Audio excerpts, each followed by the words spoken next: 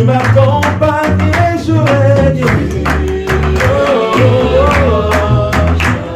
Dans tous mes défis, Jésus, tu règnes à jamais. Dans mes études, tu règnes à jamais.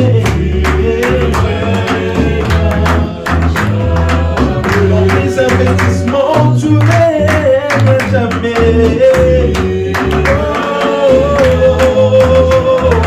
Tu révolutionnes ma vie, tu révolutionnes mon ministère.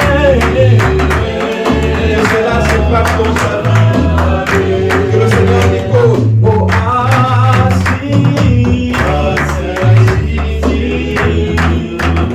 Trop. Jésus, tu n'aimes jamais.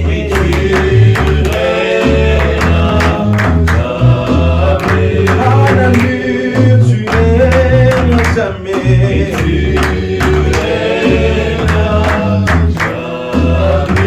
Dans ma vie, tu n'aimes jamais.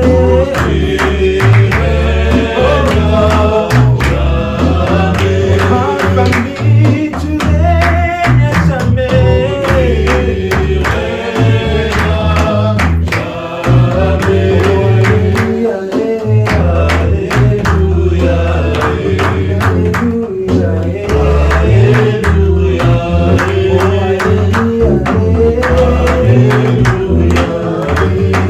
Je voudrais qu'ensemble nous puissions dire Amen. Est-ce qu'on peut acclamer encore le Seigneur?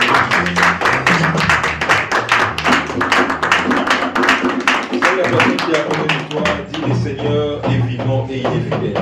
Le Seigneur est vivant et il est fidèle. On peut s'asseoir, nous allons avoir peu de temps de partage parce que puisque en tout cas l'atmosphère du culte nous conduit déjà dans une autre dimension. En tout cas c'est rare que je ressente, je ne dis pas que c'est rare, mais ces derniers temps c'était pendant le culte, ce que j'ai ressenti aujourd'hui c'était un sentiment de gratitude envers Dieu. Vous savez, il arrive des fois où tu te dis Dieu, tu es absent, Dieu, je ne te vois pas. Cela arrive dans la vie de tout le monde. Et c'est même arrivé dans la vie d'un grand prophète de la Bible qu'on appelait Élie. Il a demandé que le feu descende du ciel. Vous savez, s'il y a des hommes qui ont marché avec Dieu, mais Élie c'est un des grands prophètes, un des prophètes majeurs de la Bible.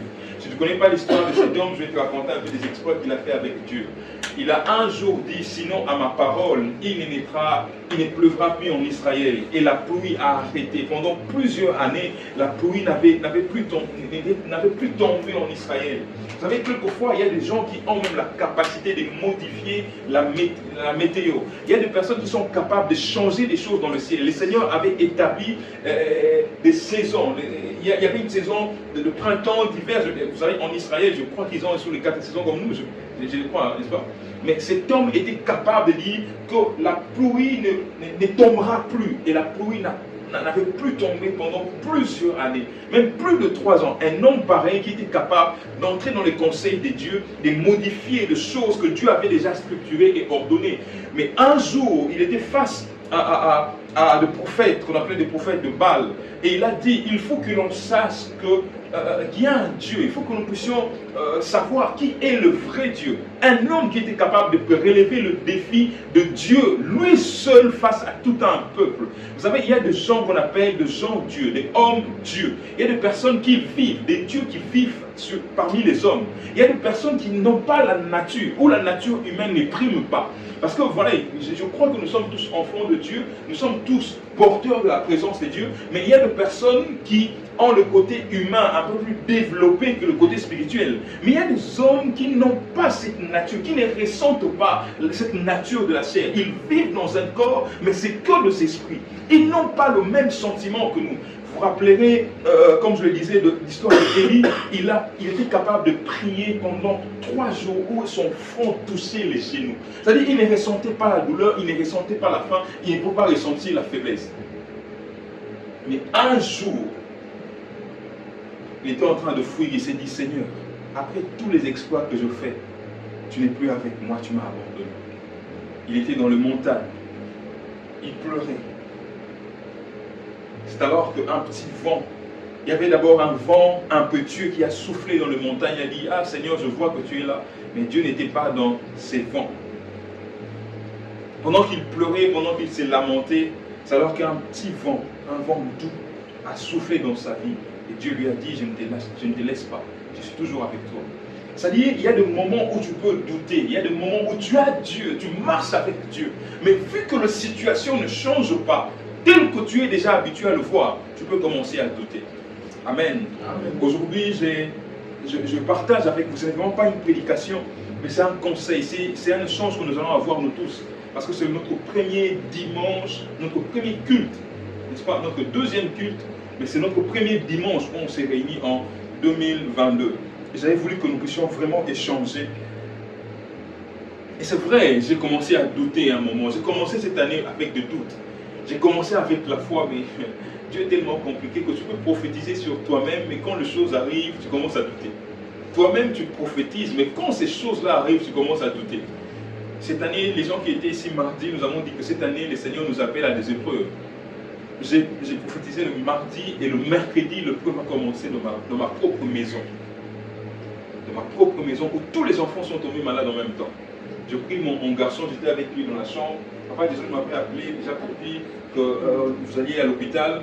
On a dit je vais prier. Je suis rentré dans ma chambre, j'ai dit Seigneur, et je crois que nous avons déjà compris la leçon que cet enfant sort de l'hôpital. Mais pendant que j'étais en train de prier, à côté il y avait mon fils qui convulsait. J'ai gardé sang-froid, j'ai pris, je l'ai ramené à l'hôpital après. Mais c'était une épreuve tellement difficile où je me suis dit, Seigneur, mais comment est-ce que cette année peut commencer avec autant de preuves? 2 jours après, on m'appelle, je vois ma première convocation au tribunal. Ça s'est fait ici, en Belgique. On me convoque, soi-disant que vous devez absolument, bon ça j'ai compté les réserver à la fin, absolument quitter la salle parce que vous faites de messes, il y a de bruit, nuisances sonores, et vu qu'on a quand même accumulé quelques arriérés, on dit absolument vous devez aller au tribunal, qu'on coupe les contrats, vous allez être dehors. J'ai dit Seigneur, j'ai compris. Amen. Amen. J'ai commencé aujourd'hui quand je ne comptais même pas, j'étais 4 jours à l'hôpital, c'est de nuit blanche. Je suis arrivé, j'ai dit quand même on va faire le culte. Et quand j'ai vu qu'on a commencé, on n'était qu'à 3 au départ, j'ai dit Seigneur, c'est vrai. Toutes les personnes avec qui j'ai parlé disaient non, c'est notre premier culte, on va être là. Notre premier culte de l'année, on va être là. Mais en fait, quand je vois personne, j'ai dit mais Seigneur, ça c'est un message. Je me suis mis à douter. Aujourd'hui même dans le culte, pendant le culte, je me suis mis à douter. Mais pendant que je suivais le témoignage, non, Dieu, il sait comment il fait. Pendant que je suivais les témoignages que vous donnez, il faut dans un culte, vous ne pouvez pas zapper ces moments de témoignage. Nous ne pouvons pas zapper. Parce que la Bible dit, il y a 2 choses qui nous donnent la victoire, qui confirment notre victoire sur les diables. C'est 1, les sangs de Jésus, et 2, c'est les témoignages que nous avons. Amen, amen. Voilà pourquoi tu ne peux pas finir cette année 2023 si tu n'as pas un témoignage particulier de ta vie. Non, moi j'en ai assez de suivre un Dieu où je prêche, un Dieu riche, un Dieu qui vit dans l'abondance et nous rester encore dans la médiocrité. Non, c'est impossible. Alléluia. Amen. Comme Élie, j'aimerais porter ces combats de savoir, il faut que l'on sache qu'il y a un Dieu dans les cieux. Donc, je suis en train de témoigner, j'ai vu de larmes sortir de mes yeux. Je dis, mais Dieu, qu'est-ce que tu essaies de nous enseigner? Amen. J'ai parlé avec ma soeur Élie, j'ai même prié après. J'ai béni la présence de notre frère, de l'évangéliste Jeffrey.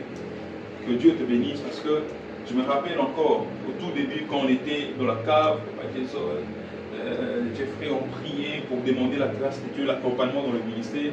Et je vous dis que j'ai vu aussi ce que vous deviendrez dans le jour. Cette année 2023, c'est votre année. Amen. Toutes les personnes qui portent le ministère, c'est votre année.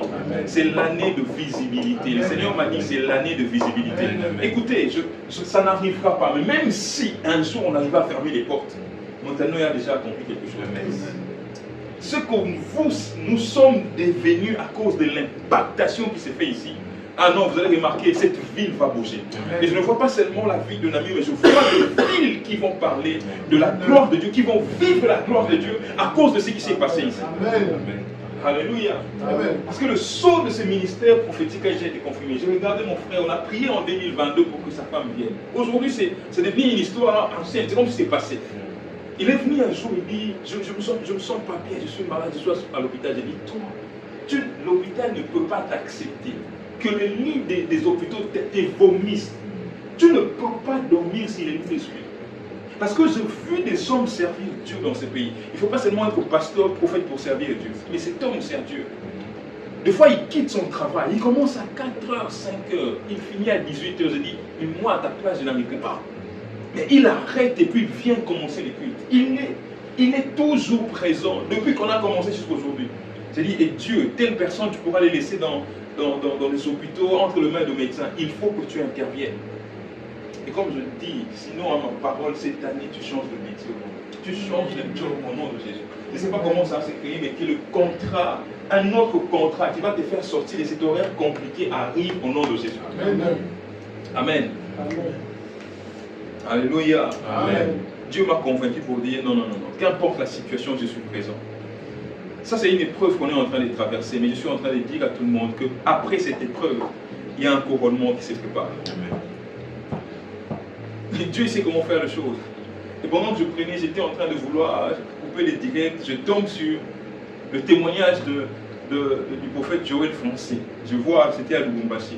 Quand il a dit, on est venu nous déguerpir de la salle. Il louait une salle 1000 euros pour une journée. Donc, ça dit, pour une semaine, 1000 euros. 1000 euros à Lubumbashi. Et un jour, il n'avait plus rien. Pendant le culte, le propriétaire lui dit, vous n'allez pas entrer ici. On les a fait tous fait sortir. Quelle humiliation après ce qu'il a été à Kinshasa. Mais aujourd'hui, c'est un des prophètes qui a imposé la gloire de Dieu. Même les gens qui l'avaient rejeté commencent à accepter. Je déclare que malgré tes erreurs en 2022, qu'en 2023, Dieu efface ton passé et qu'il impose une nouvelle histoire au nom de Jésus. Qu'importe tes faiblesses, que Dieu efface ton passé et qu'il impose une nouvelle histoire au nom de Jésus. Que là où le sang t'avait disqualifié, quand cette année le Seigneur te qualifie au nom de Jésus. Qu'importe tes faiblesses, que Dieu t'impose au nom de Jésus. Je n'avais plus l'envie de rester ici longtemps en Belgique, mais j'ai dit, Seigneur, un voisin qui fume nuit des jours, moi qui ne fume pas du chanvre, des fois je le fume parce que lui le fait. Mais tout ce qui les dérange, c'est notre nuisance de 1 heure. Et non, je ne quitterai pas ce pays sans avoir acheté une maison pour Dieu. Non, je ne parle pas de ma maison, mais je ne quitterai pas ce pays sans avoir acheté une maison pour Dieu. Amen. Amen. Puisque nous sommes en 2023, rapidement, il me reste plus que 15 minutes, je te dis, je vous jure que l'atmosphère est grave. L'atmosphère est grave. Je bénis la présence de... Vous savez, Dieu est compliqué. Hein? Ça, c'est comment il est sûr. Maman Rosie, vous vous rendez compte qu'il s'était dit aujourd'hui, je rentre à l'église. Et moi, je n'étais même pas avec lui. Je n'étais même pas avec lui, mais j'étais en train de lui faire un message. J'ai dit, aujourd'hui, s'il te plaît, ne manque pas. Il n'a même pas vu mon message. Quand il m'appelait, il dit, papa, je suis déjà arrivé. J'ai dit, ah, Dieu merci, il a vu mon message. Mais genre comme ça, je vois, c'est à peine qu'il vient de lire mon message. Amen. Non, je parle que Dieu t'a mis dans une dimension où tu verras même des choses, même quand tu n'es pas là. Tu entendras des choses comme Élisée, même dans le secret que ton esprit se retrouve. Partout où on parlera de toi, que ton esprit se retrouve. Partout où on cherchera Dieu, que tu sois là. Je déclare que comme Philippe, tu seras capable de voyager sans prendre un avion. Amen. Que Dieu t'échange de dimension en 2023 au nom de Jésus. 2023 n'est pas comme 2022. Qu'importe les difficultés qu'on va vivre, on va s'imposer avec Dieu. Personne ne va prendre ta place. Personne, je le dis personne. Et il n'est pas né, et il ne naîtra jamais cette personne qui va te déloger et ravir ton étoile au nom de Jésus. Ce que Dieu a prévu pour toi restera pour toi au nom de Jésus. Personne ne t'éloignera de ta destinée. Qu'importe tes fautes, non, la vie va te disqualifier, mais Dieu va te réqualifier. Sorcier de la famille, il est qui devant Dieu? Magicien de la famille, il est qui devant Dieu? Une malédiction générationnelle. Non, moi je connais un Dieu qui ne vit pas dans les temps.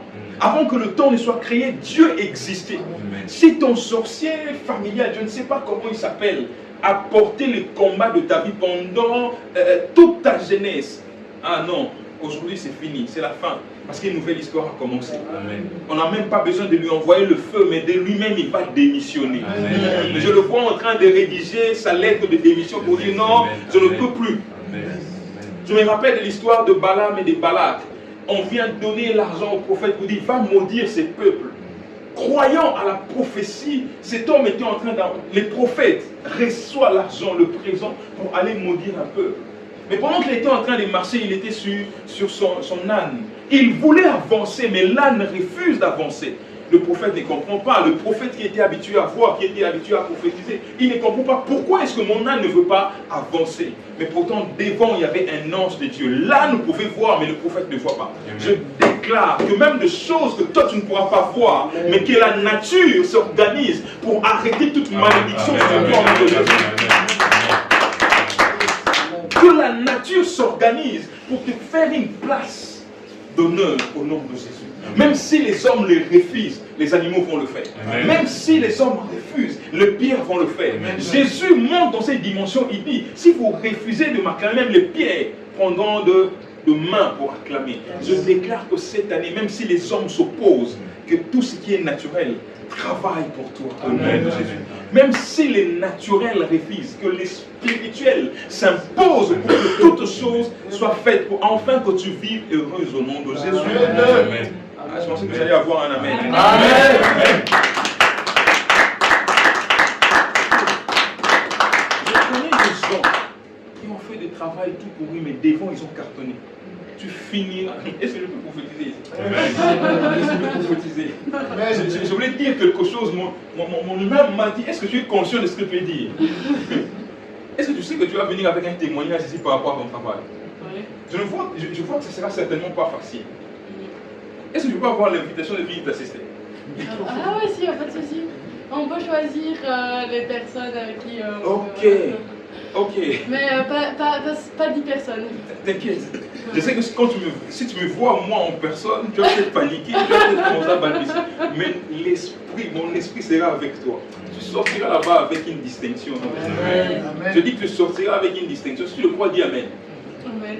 Dis Amen. Amen. Que cela ça t'accompagne au nom de Jésus. Amen. Dis avec moi nouveau départ. Nouveau départ. Dis encore nouveau départ. Nouveau départ. Nous n'allons pas nous inscrire dans la liste des églises, dans la liste de religieux. Non. Les chrétiens devront transcender cet esprit. Nous n'appartenons pas à une famille physique, nous appartenons à Dieu. Ça, c'est quelque chose, c'est le message que tout enfant, tout fils, tout participant de métanoïa doit apporter. Nous n'appartenons pas à une église. Nous n'avons pas été rachetés pour appartenir à une église physique, d'abord pour Jésus. Amen. Amen. Et après, nous sommes enfants de nos églises. Nous devons travailler cette année que partout où tu te retrouves. Espoir te retrouve à Bruxelles. On dit, mais non, ça c'est pas l'espoir que nous avons connu. Tu vas t'imposer dans tout domaine parce que la germe de métanoïa est en train de grandir. Et cette année, les gens doivent les voir au nom de Jésus. Amen. Amen. Amen. Amen. Dis avec moi le nouveau départ. Ésaïe chapitre 43, verset 19. On lit rapidement. Ésaïe chapitre 43, verset 19. Nous allons être debout pour honorer cette parole. J'ai lu au nom du Seigneur. Amen. Je veux faire une chose nouvelle. Je veux faire cette version-là. J'ai cette version. Ésaïe 43, verset 19.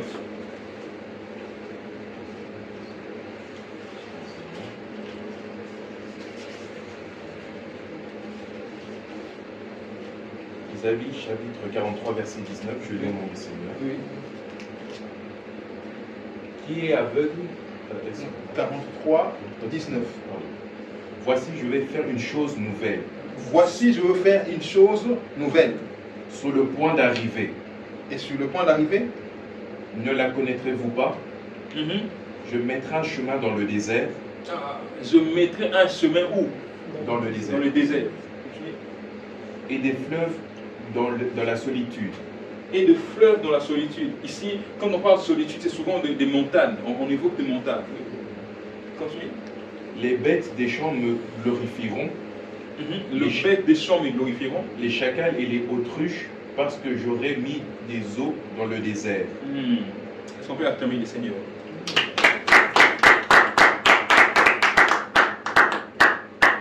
On peut s'asseoir. Les temps vont nous faire défaut. Maman, c'est ton année. C'est ton année, c'est ta saison. Nous avons déjà commencé l'année 2023. Et aujourd'hui, par la grâce de Dieu, le Seigneur nous réunit encore. La pensée de Dieu par rapport à ces cultes, c'est que je viens booster une personne, que la parole de Dieu vienne nous booster pour nous dire que c'est un nouveau départ. J'aime souligner cela. J'aime aussi souligner ce que je vais dire. Je souligne ceci, que ce n'est pas une année qui est nouvelle. Ce n'est pas une date qui est nouvelle. 2022, 2023, ce n'est que de date. Mais ce qui rend une année différente, c'est toi. Amen. Amen.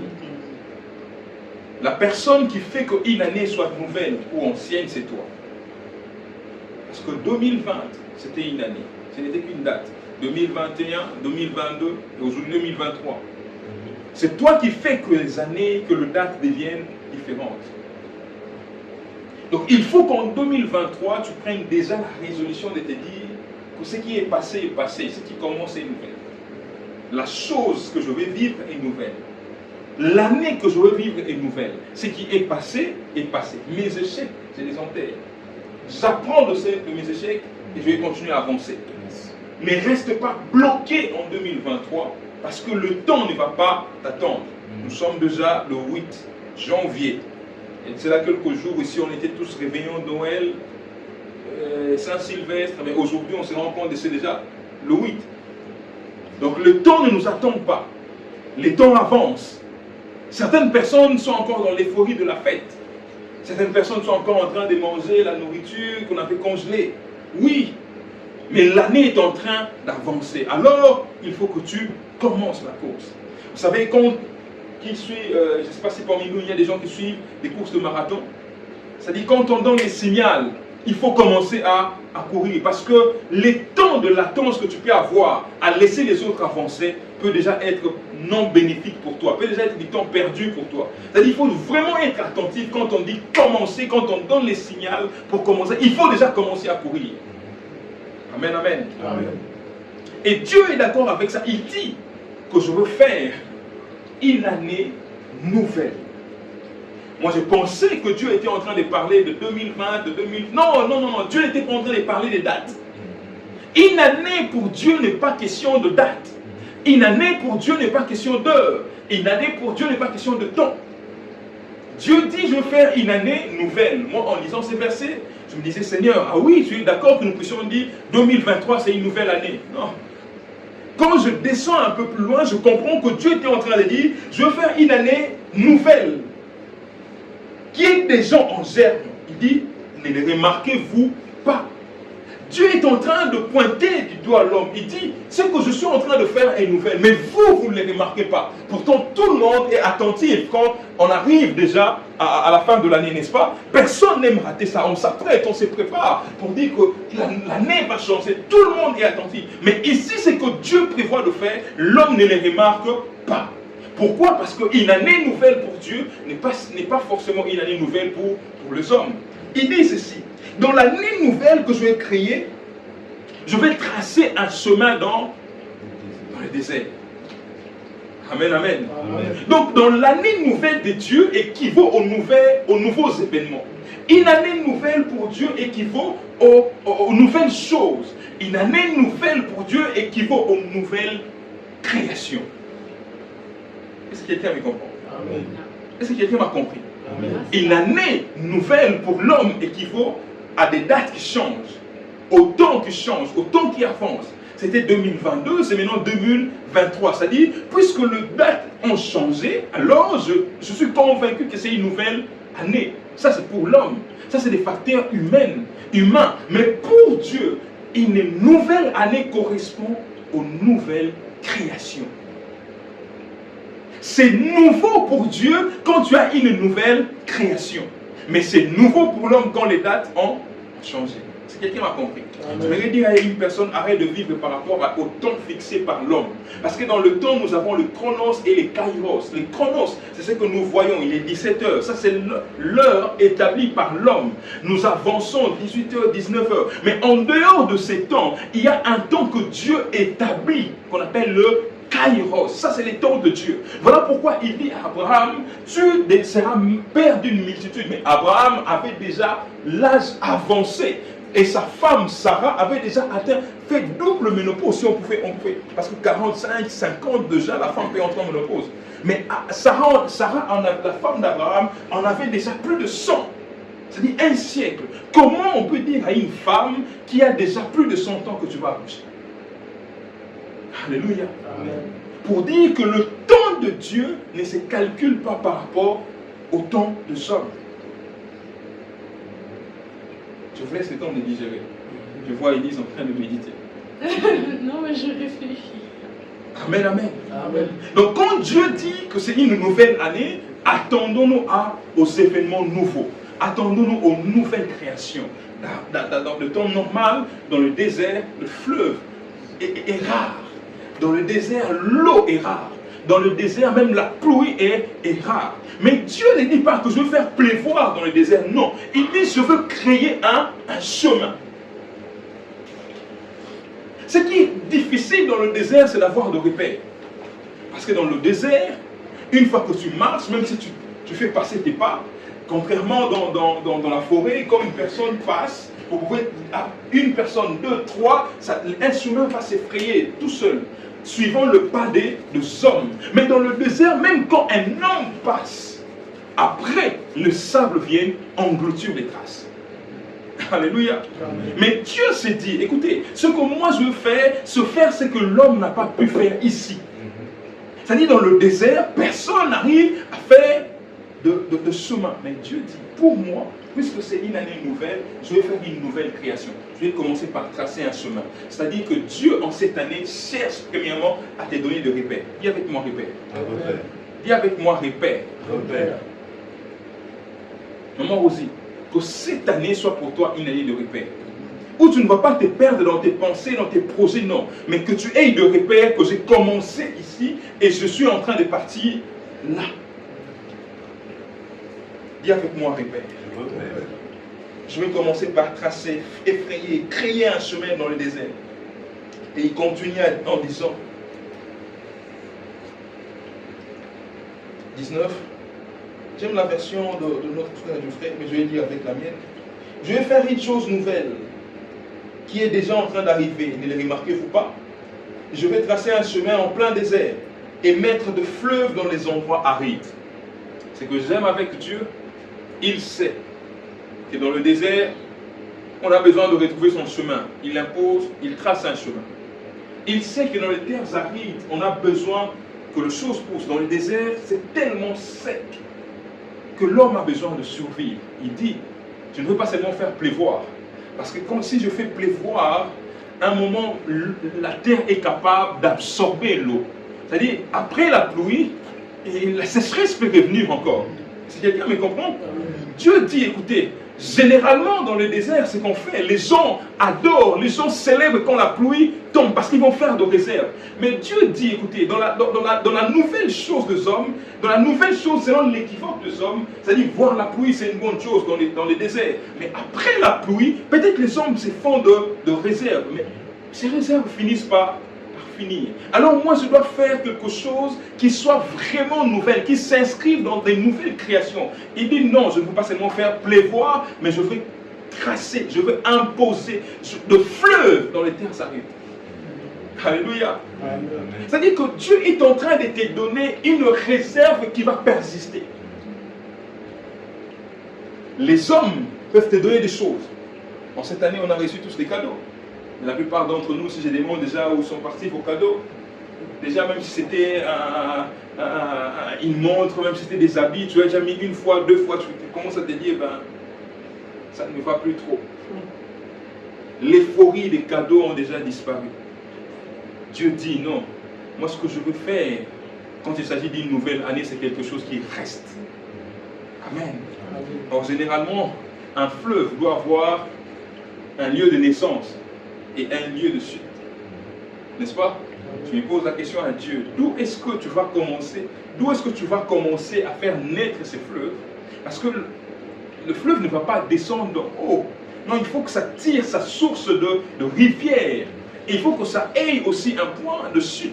Donc Dieu va déjà commencer par recréer des choses dans ce qui existe, mais faire exister ce qui n'existait pas. Je vais m'expliquer encore. C'est-à-dire que tu as déjà des choses qui existent, mais ces choses-là n'ont pas pu élaguer tes problèmes. Ces choses-là n'ont pas pu résoudre le problème que tu avais. Tu es déjà âgé, tu as déjà un travail, tu as déjà une maison, mais tout ce que tu possèdes n'arrive pas à te donner ce que tu cherches. Dieu dit, attends, je vais créer à partir de ce que tu as quelque chose qui n'avait pas existé, mais qui va pouvoir te donner une solution que tu n'avais pas. Amen, amen. Si quelqu'un me comprend, Amen. Dis avec moi, Dieu est en train de me ressourcer.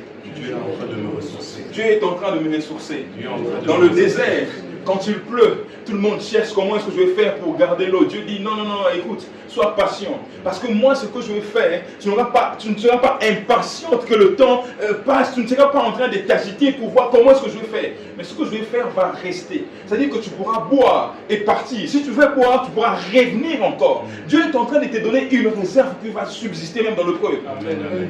Même devant les épreuves, tu vas avoir la réserve de Dieu. Voilà pourquoi je prie que l'onction de Dieu coule dans ta vie et qu'il ne s'épuise pas. Amen, amen. Que l'onction de Dieu coule dans ta vie et qu'il ne s'épuise pas. Même quand tu traverseras des moments de maladie, que l'onction de Dieu te guérisse. Même quand tu traverseras des moments de sécheresse financière, que l'onction de Dieu te donne ce que tu désires.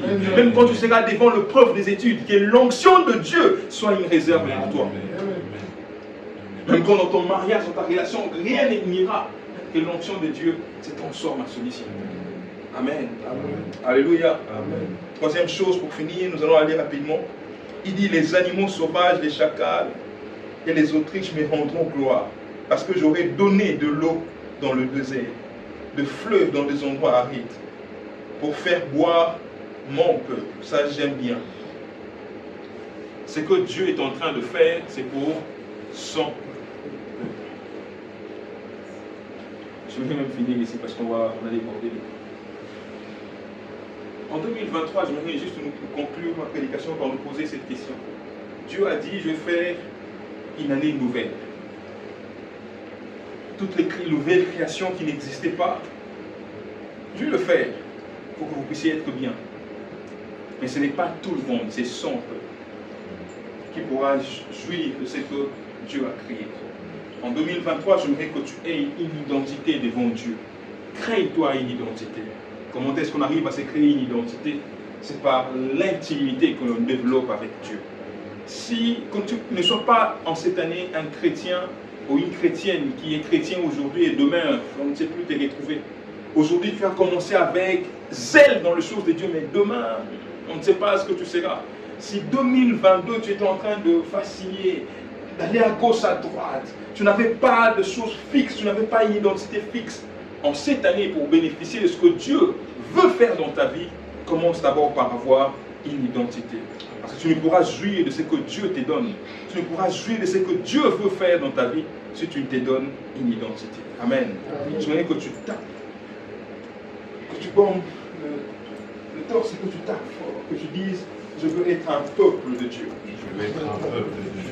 Je vais constituer un peuple de Dieu. Je veux constituer un peuple de Dieu. Je veux avoir une identité devant Dieu. Je veux avoir une identité devant Dieu. Partout où je serai, Partout où je serai, je garderai mon identité. je garderai mon identité. Parce que je sais que Parce que je sais que mon identité mon identité m'ouvre la porte aux nouvelles choses. ouvre la porte aux nouvelles En choses. 2023, En 2023, je garderai l'identité de chrétien. je garderai l'identité Au nom de Jésus. Au nom de Je Jésus. voudrais que nous puissions prier ensemble. Sans se mettre debout. Et avec moi, dis Seigneur Jésus, je voudrais qu'en cette année, je vive des choses que tu m'as promis. Qu'en cette année, je vive des choses que tu m'avais dit dans des prophéties, dans des visions, que tu m'avais montré. Cette année, Seigneur, je voudrais que de nouvelles choses se créent dans ma vie. Mais fais-moi grâce de pouvoir avoir une identité. Gardez mon